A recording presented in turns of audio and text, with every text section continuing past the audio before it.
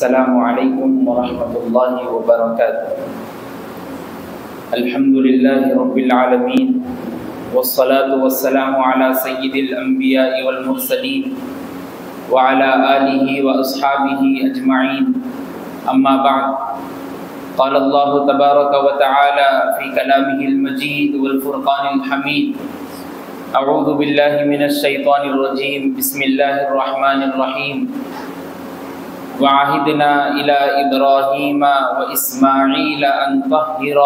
بيتي للطائفين والعاكفين والركع السجود، وقال في موضع آخر وأنتم عاكفون في المساجد، صدق الله العظيم۔ وقال النبي صلى الله عليه وسلم: من قام ليلة القدر إيمانا واحتسابا غفر له ما تقدم من ذنبه، او كما قال عليه الصلاة والسلام۔ معزز سامعین کرام، گھروں میں بیٹھ کر سننے والی معزز خواتین اسلام، ایسا محسوس ہوتا ہے کہ چند دن قبل ہی رمضان المبارک شروع ہوا تھا، لیکن دیکھتے دیکھتے پہلا عشرہ بھی ختم ہوا اور دوسرا عشرہ ختم ہونے کو آ رہا ہے، اور ہمارا وہی معمول جو رمضان کے علاوہ کے 11 مہینوں میں ہوتا ہے، کھانے پینے میں مصروف،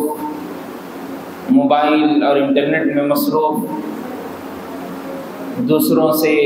باتیں کرنے میں مصروف، لغو اور غلط کاموں میں مصروف، اور رمضان المبارک کا انتہائی فضل و کرم والا مہینہ ہم سے جدا ہونے کے قریب ہے، اور یہ آخر کا عشرہ بھی پلک جھپکتے ہی گزر بھی جائے گا۔ جتنے باقی ایام اور باقی دن باقی ہیں، اللہ سے دعا ہے کہ اللہ ہم سب کو اس کی قدردانی کرنے کی توفیق عطا فرمائے۔ رمضان المبارک کی کئی خاص عبادتیں ہیں، جیسے اس سے پہلے عبادت میں روزے کا اہتمام، اس کی فرضیت، تراویح کی پابندی، قرآن مجید پڑھنے کا معمول، زکوٰۃ کی اہمیت اور فضیلت پر بات ہوئی۔ آج رمضان المبارک کی جس اہمیت اور فضیلت والی عبادت پر بات ہونے والی ہے، اس کو ہم اور آپ اعتکاف کے نام سے جانتے ہیں۔ اعتکاف ایک اہم ترین عبادت ہے رمضان المبارک کی۔ اعتکاف بندے کو اللہ کے قریب کرتی ہے، اور اعتکاف بندے کے گناہوں کو معاف کرتی ہے، اور اعتکاف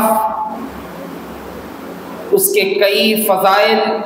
اور کئی فضیلتیں قرآن و حدیث میں بیان کی گئی۔ سب سے پہلے اس کی تعریف کو سنتے چلتے ہیں۔ اعتکاف کس کو کہتے ہیں؟ اعتکاف کے اگر لفظی معنی دیکھے جائیں تو اعتکاف کا معنی ہوگا کسی جگہ ٹھہرنا، اور اگر اصطلاحی تعریف اس کی دیکھی جائے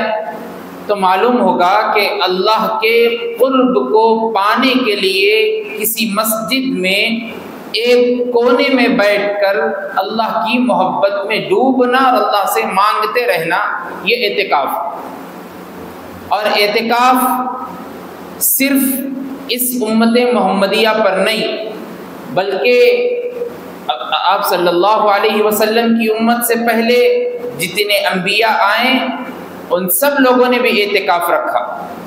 اس کی ایک آیت قرآن مجید میں جو بیان ہوئی، میں نے خطبے میں پڑھی، وَعَهِدْنَا إِلَىٰ إِبْرَاهِيمَ وَإِسْمَاعِيلَ أَن طَهِّرَا بَيْتِيَ لِلطَّائِفِينَ وَالْعَاكِفِينَ وَالرُّكَّعِ السُّجُودِ۔ جب اللہ تبارک و تعالیٰ نے حضرت ابراہیم اور حضرت اسماعیل سے کہا کہ تم بیت اللہ کی صاف صفائی کر دو ان لوگوں کے لیے جو اس جگہ آ کر رکوع کریں گے، سجدہ کریں گے اور اعتکاف بیٹھیں گے، تو معلوم ہوا یہ اعتکاف صرف امت محمدیہ نہیں بلکہ جتنے انبیاء اس سے پہلے گزرے ہیں ان لوگوں نے بھی اپنی امت کو اس کی تلقین کی۔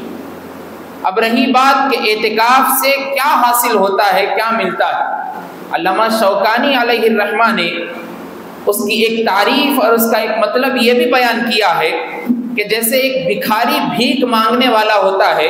وہ جب ہر گھر پر جا کر دروازہ کھٹکھٹاتا ہے اور کہتا ہے کہ بھائی اللہ کے نام پہ کچھ دیجئے، تو جب کوئی بندہ اس کو 2 روپے 10 روپے 15 روپے جو بھی ہو دے دیتا ہے، لیکن اس کو جس سے زیادہ امید ہوتی ہے، جس کو وہ اپنے ذہن میں سیٹ مالک سمجھتا ہے، اس کے گھر پہ جا کر دروازہ کھٹکھٹا کے وہاں کھڑتا نہیں بلکہ تھوڑی دیر بیٹھ جاتا ہے۔ اور بیٹھتا کیوں ہے؟ اس لیے بیٹھتا ہے، اس کو معلوم ہے کہ بھائی اس گھر والا یہ مالک ہے، یہ سیٹ ہے، یہ بڑا بیوپاری آدمی اور کاروباری آدمی ہے، اس کے پاس اگر تھوڑی دیر بیٹھوں گا تو کچھ نہ کچھ یہ دے گا۔ تو علامہ شوکانی علیہ الرحمہ فرماتے ہیں کہ جب وہ بھکاری بھیک مانگنے والا دنیا کے مالک اور پراپرٹی رکھنے والے کے پاس جا کر اس امید سے بیٹھتا ہے کہ کچھ دے گا، تو اعتکاف بھی ویسا ہی ہے۔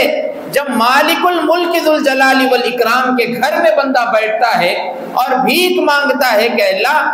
آپ کے در کے علاوہ کوئی اور در ہے ہی نہیں، میں کس در اور کس گھر پر جاؤں، اسی لیے آپ کے پاس آ کر اپنے ایام لگانے، اپنے دن رات آپ کے سامنے بھیک مانگنے کے لیے بیٹھا ہوں، اے اللہ آپ دیجئے اور آپ کی محبت میں مجھ کو لے لیجئے۔ علامہ شوکانی نے اعتکاف کی یہ تعریف بھی بیان کی۔ اب اعتکاف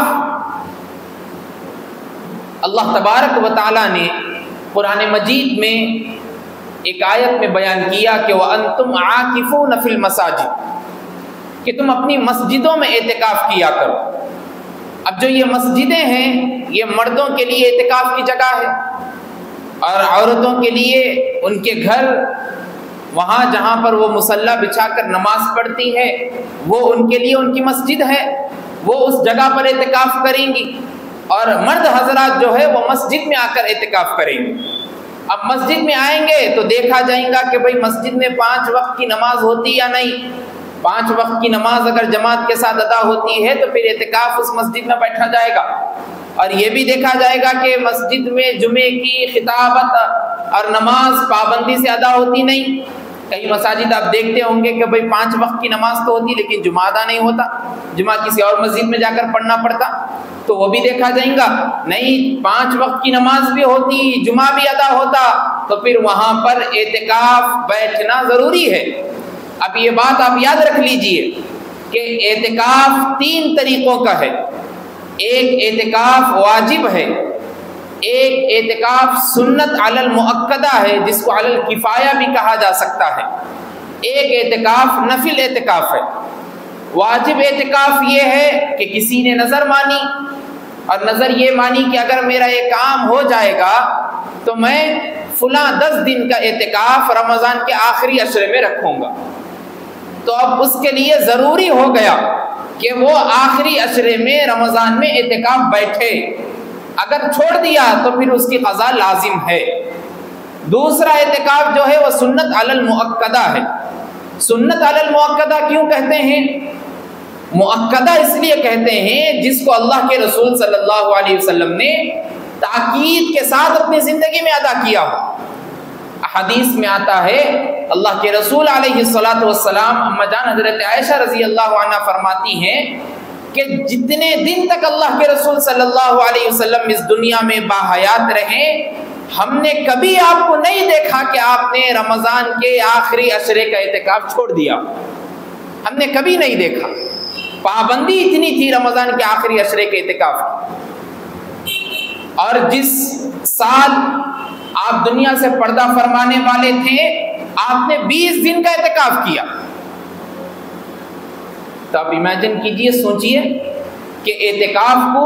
اللہ کے رسول صلی اللہ علیہ وسلم نے کیسے لوگوں کے سامنے کر کے بتلایا۔ اور مجان حضرت عائشہ رضی اللہ عنہ بیان کرتی ہیں کہ جب اللہ کے رسول علیہ الصلوۃ والسلام اس دنیا سے پردہ فرما گئے تو ہم نے اور صحابہ کرام نے اپنی زندگی میں کبھی پھر اعتکاف کو نہیں چھوڑا، اور ہم ریگولر اعتکاف کرتے رہے۔ ایک اور حدیث میں آتا ہے اللہ کے رسول صلی اللہ علیہ وسلم نے بیان کیا کہ ایک مرتبہ اللہ کے رسول صلی اللہ علیہ وسلم رمضان کے پہلے عشرے میں اعتکاف میں بیٹھے، ایک عشرہ مکمل ہو گیا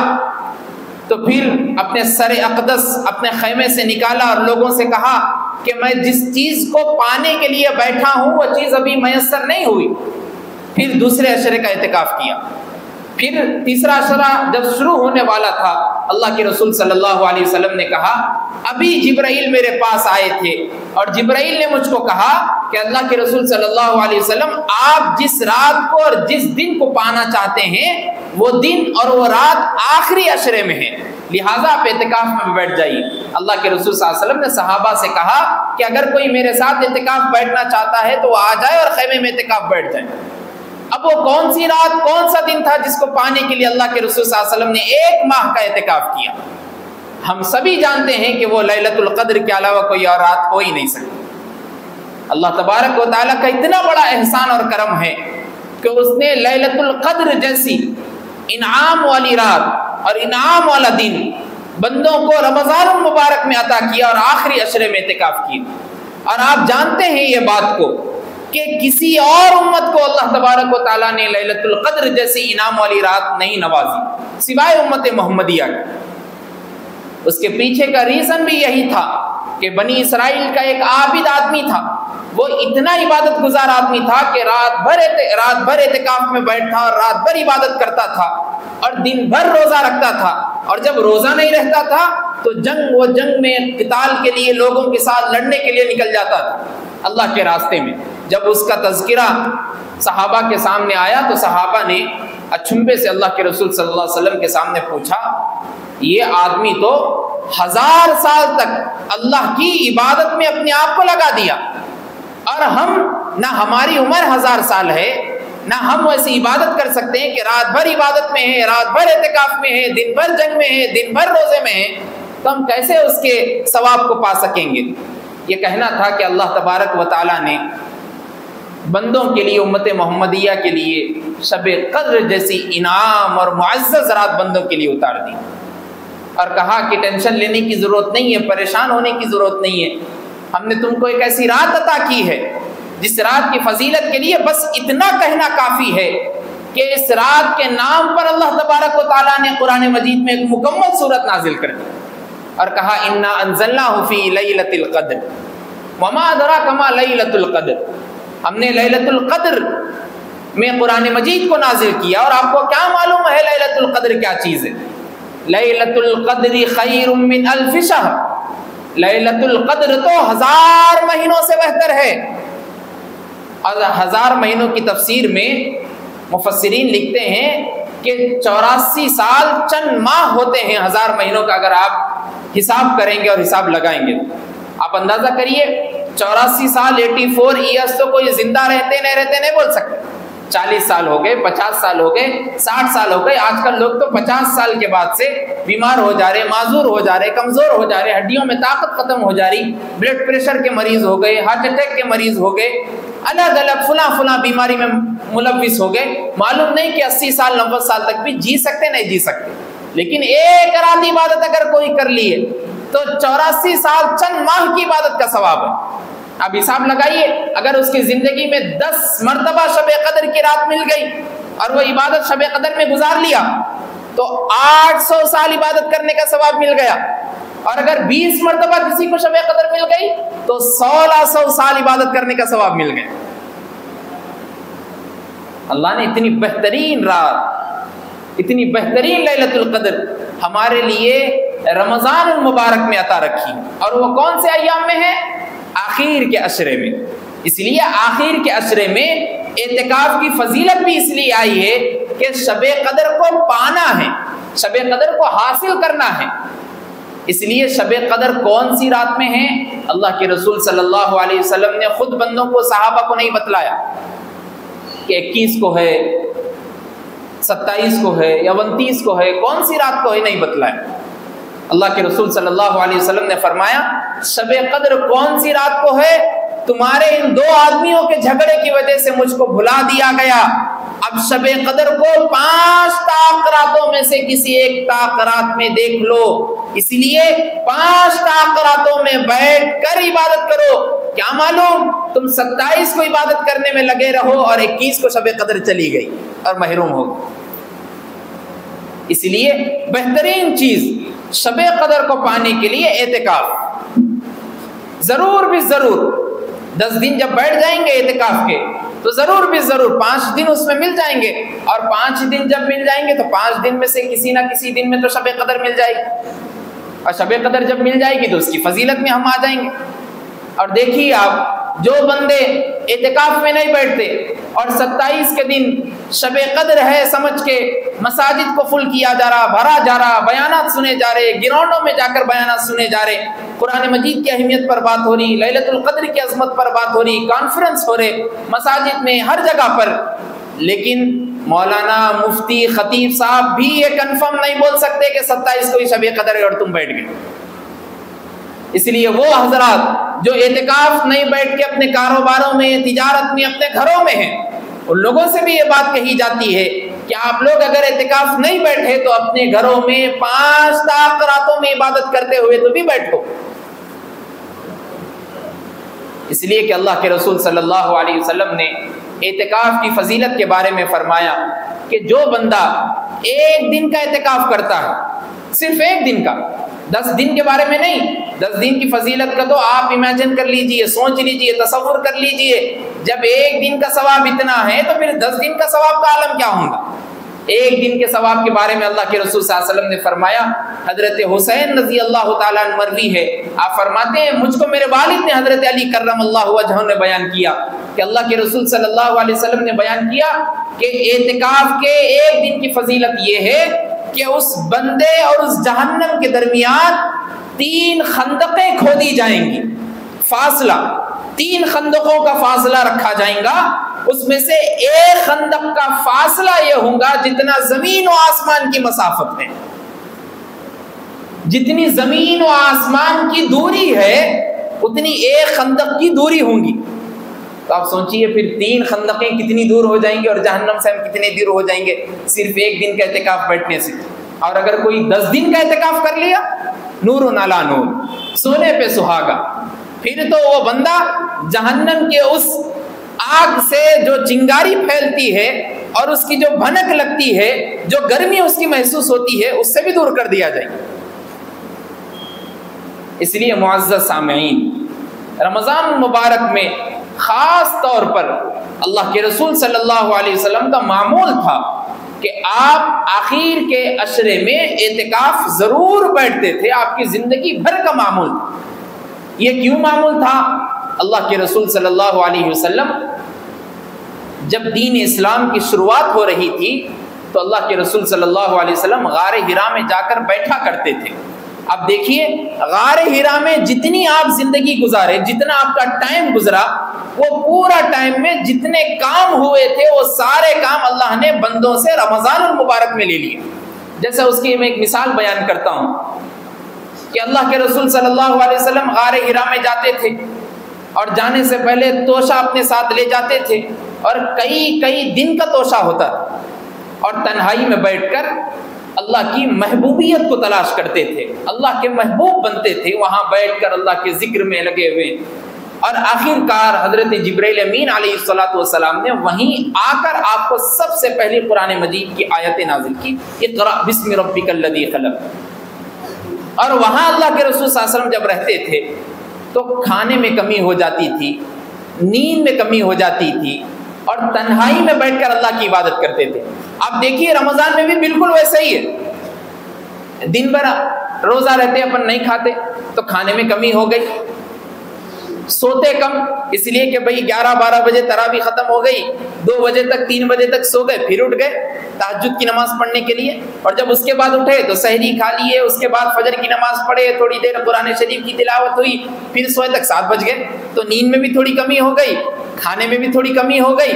اب تنہائی کا کام صرف ایک باقی ہے, وہ ہے اعتکاف. اگر اعتکاف بھی کر لیا کوئی بندہ تو اللہ کے رسول صلی اللہ علیہ وسلم جیسے غار حرا میں رہ کر اپنی زندگی کو گزارے ہیں, ویسے ہی مسجد میں رہ کر رمضان مبارک میں پوری زندگی ویسے ہی گزار سکتا ہے. اور اللہ کے رسول صلی اللہ علیہ وسلم کو اللہ تبارک و تعالیٰ نے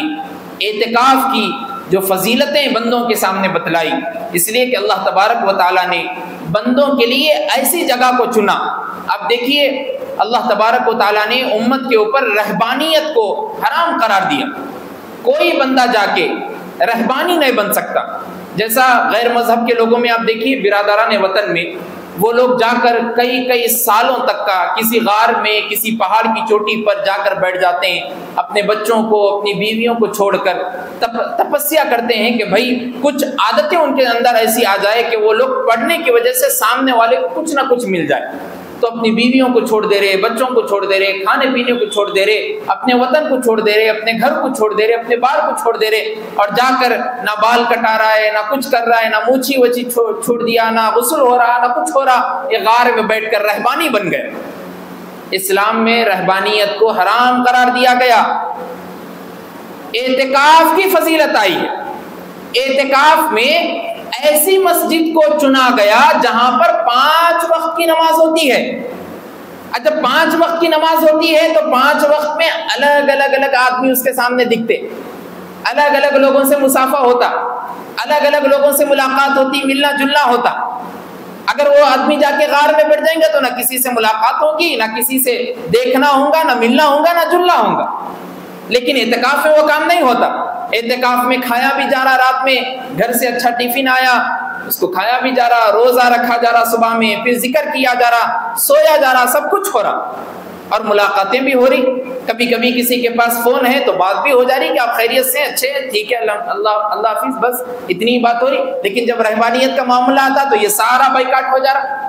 لیکن اسلام نے اس کو پسند نہیں کیا، اس کو پسند کیا، اس لیے کہ بندوں کے حالات اللہ کو معلوم تھے کہ ایک بندہ اگر اس کو کہا جائے کہ اپنے گھر کو سب کو چھوڑ کر ایک غار میں جا کر بیٹھ جائے اور 10 دن وہاں سے نکلے نہیں تو یہ امپاسبل ہے، کر نہیں سکتا۔ اس لیے اعتکاف ایک ایسی فضیلت کو بتایا گیا کہ آپ آخری عشرے میں بیٹھ کر اللہ کے قریب ہو سکتے، اللہ کے قرب کو حاصل کر سکتے، جہنم سے بچ سکتے اور جہنم سے آزادی لے سکتے۔ اور جب اللہ کے قریب کوئی بندہ ہو جاتا، اللہ کا محبوب کوئی بندہ ہو جاتا تو اللہ اس کی ہر ادا کو پسند کر لیتا۔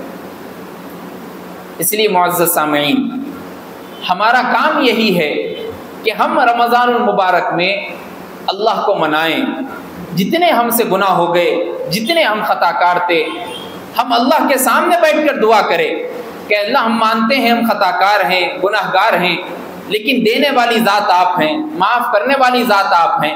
اگر آپ معاف کر دیں گے تو میرا بھلا ہو جائے گا، اگر آپ معاف کر دیں گے تو میں جہنم سے بچ جاؤں گا، اگر آپ معاف کر دیں گے تو مجھے جنت کی سرٹیفکیٹ مل جائیں گے اور میں جنت میں چلا جاؤں۔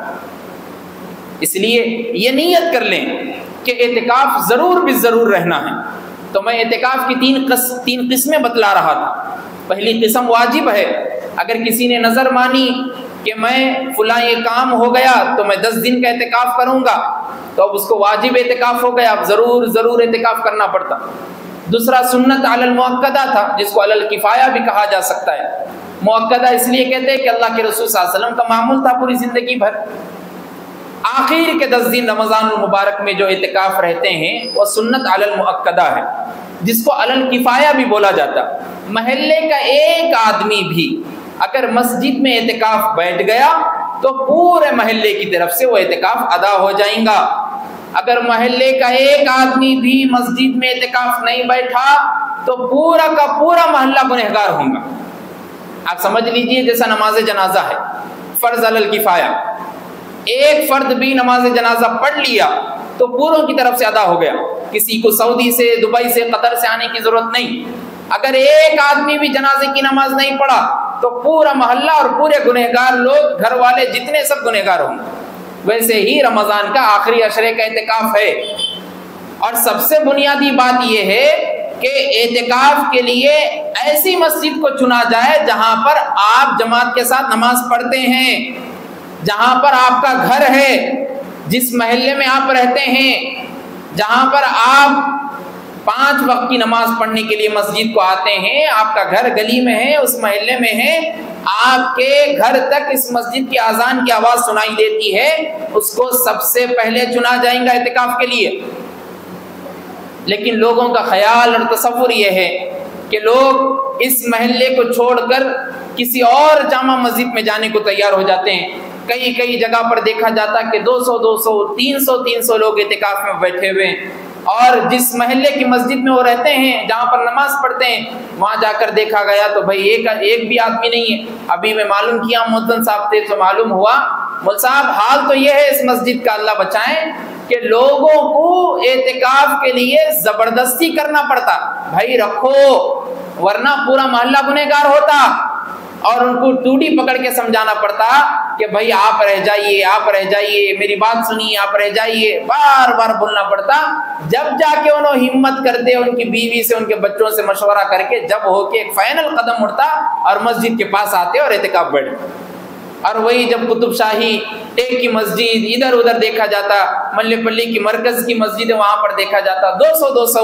400 500 لوگ اعتکاف میں بیٹھے ہوئے، اور جا کے جب دیکھا جاتا تو اس میں سے کئی لوگ اس مسجد میں جماعت کے ساتھ نماز پڑھنے والے ہیں فجر سے لے کر عشاء تک، اور وہ لوگ وہاں پر اپنا توشہ سب کچھ بستر لے کر وہاں پر بیٹھے ہوئے اعتکاف میں، اور مسجد کو چھوڑ دیے۔ پوچھا جائے گا قیامت کے دن آپ کا حق سب سے زیادہ اس مسجد کے پاس ہے۔ اگر آپ جماعت کے ساتھ نماز اس مسجد میں پڑھ رہے ہیں، آپ کا گھر اس مسجد کے پاس ہے، تو آپ کا حق یہی بنتا ہے کہ آپ اس مسجد میں رہیں۔ نہیں بھائی، اس مسجد میں 5-10 لوگ رہ رہے ہیں، لیکن میری خواہش یہ ہے کہ میں مرکز کی مسجد میں بیٹھتا ہوں، وہاں پر صوفیہ کا آنا جانا ہوتا، وہاں پر بڑے علماء کرام کا آنا جانا ہوتا، میں ان سے استفادہ کی خواہش رکھتا ہوں، تو ٹھیک ہے، کوئی بات نہیں، یہاں پہ پہلے سے 5-10 لوگ بیٹھے ہوئے، لیکن ہے نہیں کوئی،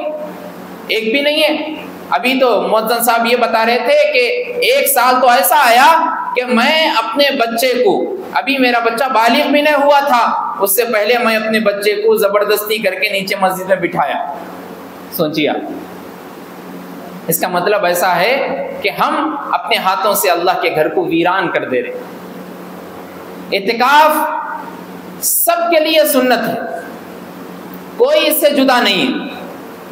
بعض لوگوں کا دیکھنے میں یہ آتا کہ بھائی دوستی کا ماحول جہاں پر زیادہ بڑا ہوا ہے، جہاں پر رجحان ہے، وہیں طرف چلے گئے۔ بعض لوگوں کا دیکھنا یہ آتا کہ بھائی ادھر پر پکوان کے لیے اپنے کو کچھ دینے کی ضرورت نہیں پڑتی، 10 دن تک انہوں سحری کا افطاری کا انتظام کرتے، وہاں پہ اگر جا کے بیٹھ جائیں گے تو سحری بھی ہو جاتی، افطاری بھی ہو جاتی۔ اس مسجد میں ہے تو پھر سے بیوی کو پریشانی، بیوی بچے کو صبح میں دے کے سحرن سے پہلے بھیجنا، ٹفن تیار کر کے بھیجنا، پانی کا انتظام سارا پھر کرنا پڑتا۔ اس سے بہتر ہے کہ اس مسجد میں جا کے بیٹھ جائیں۔ آپ سوچئے، صرف کھانے پینے کے لیے، دوست و احباب کے لیے، رشتہ داروں کے لیے آپ اپنے محلے کی مسجد کو چھوڑ کر کسی اور مسجد میں جا کے بیٹھ رہے، اور اس مسجد کے لیے کسی اور ایریا سے بچے کو پکڑ کے لانا پڑ۔ اعتکاف تو ہو جائے گا، محلہ تو نیکوکار ہو جائے گا، بچ جائے گا گناہوں سے، لیکن اللہ تو ضرور پوچھیں گے نا۔ اللہ تو پوچھیں گے کہ تم اس محلے میں رہتے تھے، اس مسجد کے پاس رہتے تھے اور اعتکاف کہیں اور بیٹھتے تھے، کیا وجہ تھی؟ کیا وجہ اللہ کے سامنے بتائیں گے کہ اس مسجد میں 2 ٹائم کھانے کا نہیں ملتا تھا، اس مسجد میں میرے دوست نہیں آتے تھے، اس مسجد میں میرے کو پینے کا فلٹر کا پانی نہیں ملتا تھا، اس مسجد میں ٹھنڈا اور آئس کا بھی نہیں ملتا تھا، اس مسجد میں کولر کھولنے کے لیے میرے کو ضرورت نہیں پڑتی تھی، اس مسجد میں فین نہیں تھا۔ یہ کیا اللہ کے سامنے بتائیں گے؟ صحابہ کرام کی زندگی کیسی تھی؟ ایک ترکی خیمہ لگا دیا گیا تھا اللہ کے رسول صلی اللہ علیہ وسلم جس میں اعتکاف کرتے تھے۔ آپ امیجن کیجئے، اندازہ لگائیے، کہیں آپ جا کے خیمے میں بیٹھیے، 1 سے 2 دن نہیں رہ سکتے آپ گرمی کی تپش میں، 2 دن نہیں رہ سکتے۔ ہم گاڑی پہ یہاں سے 4 کلومیٹر 10 کلومیٹر کے اندر جاتے ہیں تو صورت لال ہو جاتی، اور گرمی کی وجہ سے پورے گال اور ہاتھ جلنے لگتے ہیں۔ تو سوچئے 10 دن کا اعتکاف ہو رہا، صبح بھی وہیں، رات بھی وہیں، گرمی بھی، سردی بھی، بارش بھی، سب کچھ۔ اور وہ لوگ تو کبھی نہیں بولے کہ ہم مدینے میں رہ رہے، میں چاہتا ہوں کہ میں فلسطین میں جا کے اعتکاف بیٹھوں، نہیں، ہم یہی رہنے والے، یہی ہماری نماز ہونے والی، یہی ہم دین کا کام کرنے والے، یہی ہمارے ازواج، یہی ہماری بیویاں، یہی ہمارے بچے، یہی ہمارا سب کچھ، ہم یہی اسی مسجد میں اعتکاف بیٹھیں، اور ہمارا معمول کچھ اور ہے۔ اس لیے معزز حضرات، آپ سے ادباً گزارش ہے کہ اس مسجد کو جتنا آپ جماعت کے ساتھ آباد رکھتے ہیں اتنا ہی اعتکاف کر کے بھی آباد رکھیں۔ تو دوسری قسم سنت مؤکدہ ہے۔ تیسری قسم جو اعتکاف کی ہے وہ ہے نفل۔ نفل اعتکاف کبھی بھی ہو سکتا، جیسا آپ ابھی جمعے کی نماز پڑھنے کے لیے آیا، میں آیا، اعتکاف ہے، سب لوگ معتکف بیٹھے ہوئے، نویت سنت الاعتکاف کہ میں اعتکاف کی نیت کرتا ہوں۔ وہ اعتکاف 10 منٹ کا ہو سکتا، 1 منٹ کا ہو سکتا، 15 منٹ، 2 گھنٹے کا بھی ہو سکتا۔ لیکن سنت علی المؤکدہ جو اعتکاف تھا اس کی نیت میں ہی پہلے نیت یہی تھی کہ میں رمضان کے آخری عشرے یعنی 10 دن 9 دن کا جو بھی ہے، چاند کے حساب سے 29 کا چاند ہوا تو 9، 30 کا چاند ہوا تو 10، میں جو بھی ہے 20 رمضان المبارک کے عصر کے بعد مسجد میں حاضر ہو جانا، اور حاضر ہونے کے بعد دل میں بھی نیت رہنا، زبان سے ادا کرے تو بھی ہو جاتا، نہیں کرے تو بھی ہو جاتا، لیکن دل میں نیت یہ رہنا کہ میں آنے والے 9 دن یا 10 دن جو بھی ہوں گے رمضان کے آخری عشرے کی اعتکاف کی نیت کرتا ہوں۔ یہ نیت رکھ کے جب اعتکاف بیٹھ جائیں گے تو پھر اعتکاف کے ثواب کو پالیں گے۔ اگر کوئی بندہ یہ نیت کرا کہ میں 5 دن کا اعتکاف بیٹھتا ہوں، اس کے بعد اگر دل لگا تو پھر 5 کا بیٹھتا ہوں، نہیں لگا تو چلے جاتا ہوں، پھر اس کے بعد دل لگ گیا، دوست آ گئے تو 5 دن کا پھر اعتکاف کی نیت کر لیا، تو سنت موقدہ اعتکاف میں نہیں آئیں گے، نفل اعتکاف میں آئیں گے، اس لیے کہ نیت پہلے 5 دن کی تھی، 10 دن کی نہیں۔ اب اعتکاف میں بیٹھنے کے بعد کیا کیا جائے؟ اعتکاف میں جب بیٹھ گئے، معتکف ہو گئے، اللہ کی بارگاہ میں بیٹھ گئے، اب جتنا زیادہ وقت ہو، جتنا زیادہ ٹائم ہو، اللہ کو منانے میں لگا دیا جائے، ذکر کے ساتھ، نمازوں کے ساتھ، جماعت کے ساتھ پابندی اپنا معمول بنا لے۔ میرا نماز پڑھنے کا ٹائم اور وقت یہی ہے کہ میں مؤذن صاحب کے بازو کھڑا رہوں اور میری پوری نمازیں 10 دن تک اسی حالت میں رہنا۔ نہیں بھائی میں اذان ہو رہی ہے اور میں حمام میں ٹھہرا ہوا ہوں، میں وضو خانے میں ہوں، تو پھر وہی حال ہوگا جو لوگ آ رہے ہیں نماز پڑھنے کے لیے، آپ کچھ جدا نہیں ہوئے۔ اس لیے آپ کی نیت یہی ہونا۔ اس لیے کہا گیا کہ جو بندہ فجر کے بعد ظہر کی جماعت کا انتظار کرنے میں اپنے ٹائم کو لگاتا ہے، اس کو فجر اور ظہر دونوں جماعت کی نماز کا ثواب پہلے ہی مل جاتا ہے۔ ویسے ہی معتکف کا حال ہوتا، معتکف 10 دن یہی بیٹھا ہوا ہے، فجر کے بعد اس کی سیدھی سوچ یہی رہتی کہ اب ظہر کی نماز جماعت سے ادا کرنا ہے، ظہر کا ثواب پہلے ہی پا لیا، عصر کا نماز پڑھنا ہے جماعت کے ساتھ، عصر کا ثواب پہلے ہی پا لیا، مغرب کی نماز پڑھنا ہے، مغرب کا ثواب پہلے ہی پا لیا۔ تو جماعت کے انتظار کرنے والوں کی، لوگوں کی فضیلت یہ ہے کہ وہ ثواب کو پہلے ہی پا لیتے ہیں، اور معتکف اس میں سب سے پہلے ہوتا ہے۔ اس لیے اعتکاف میں بیٹھنے کے بعد خاص طور پہ موبائل فون سے بچنا ضروری ہے۔ دیکھا یہ جاتا کہ موبائل لا لیے، وہی آدمی جو پہلے تاجر تھا، کپڑوں کا بیپاری تھا، باہر رہ کے اس کی دکان چل رہی تھی، دودھ کا کام چل رہا تھا، مسجد میں بیٹھ کے بھی وہی اپنے بچوں کو آرڈر دے رہا کہ فلاں جگہ پر فلاں پارٹی آئے تو اتنا پیسہ دینا ہے، اتنا مال نکالنا ہے، اتنا دینا ہے، اتنا خریدنا ہے، اتنا بیچنا ہے۔ پھر کیا فائدہ آپ اعتکاف میں بیٹھ کے؟ وہی آپ تاجر بن گئے، باہر کے جیسا کاروباری اور بیپاری آدمی بیٹھ کے مسجد میں بیٹھ گئے۔ اس لیے بہترین علماء اور صلحاء نے یہ بات بھی لکھی ہے کتابوں میں، بہترین کام یہی ہے کہ فون کو گھر پر چھوڑ کر مسجد میں بیٹھا جائے۔ نہیں، آپ بڑے ہیں گھر کے، آپ کی والدہ ہیں، آپ کی بیوی ہے، آپ کے بچے ہیں، آپ پوچھنا چاہتے ہیں خیر خیریت، تو چھوٹا سا فون مسجد میں لے کے آ جائے، اس سے پوچھ لیا جائے کہ بھائی آپ خیریت سے؟ الحمدللہ، اس کے بعد بات۔ زیادہ بات کرنے سے بھی اعتکاف ٹوٹ جاتا۔ دوست آ گئے اور دوست آ کے پوری محفل جما لیے، باہر کے پورے مسئلوں پہ بات ہو رہی کہ فلاں ایسا ہوا تھا، فلاں جگہ پر یہ ہوا، پرسوں حلیم کھانے کے لیے وہاں گئے تھے، فلاں یہ کھلا دیے، اب ان کی باری ہے، انہوں کرنے والے ہیں، ساتھ ساتھ میں ان کا بھی اعتکاف توڑ دیا اور توڑ کے چلے بھی گئے، دوست معلوم بھی نہیں ہو۔ اس لیے زیادہ بات کرنے کی ضرورت نہیں ہے۔ اعتکاف اللہ کے رسول صلی اللہ علیہ وسلم نہ صحابہ سے گفتگو فرماتے ہیں، نہ ازواج مطہرات سے۔ قرآن مجید میں آتا ہے وَلَا تُبَاشِرُوهُنَّ وَأَنْتُمْ عَاكِفُونَ فِي الْمَسَاجِدِ، تم اپنی عورتوں سے مباشرت مت کرو، ان کو چھو بھی مت، ان کے قریب بھی مت جاؤ، ان کو بوسہ بھی مت دو جب تم اعتکاف کی حالت میں ہو۔ معلوم ہوا جب اپنی بیوی کے قریب بندہ نہیں جا سکتا، جب اپنے گھر والوں کے قریب نہیں بیٹھ سکتا اور بات زیادہ نہیں کر سکتا، تو پھر مسجد میں دوست اور احباب کے ساتھ کہاں سے بیٹھیں گے؟ اس لیے بہترین کام یہی ہے کہ دوست و احباب کو بول دیں کہ بھائی الوداع، 10 دن تک میں آپ سے ملنے والا نہیں ہوں، 10 دن کے بعد دیکھیں گے، عید میں ملاقات ہوگی، پہلے مجھ کو اعتکاف میں بیٹھنا ہے اور اعتکاف کی فرضیت اور اس کی فضیلت کو پانا ہے۔ اس لیے معزز سامعین کرام، آپ سے ادباً گزارش یہ ہے کہ آپ اس مسجد میں 5 سے 10 لوگ، 2 لوگ، 4 لوگ، جتنے بھی ہو، اپنے بچوں کو تیار کریں۔ اعتکاف رہنے کے لیے عقل مند ہونا ضروری ہے، مسجد میں جماعت کے ساتھ نماز ہونا ضروری ہے،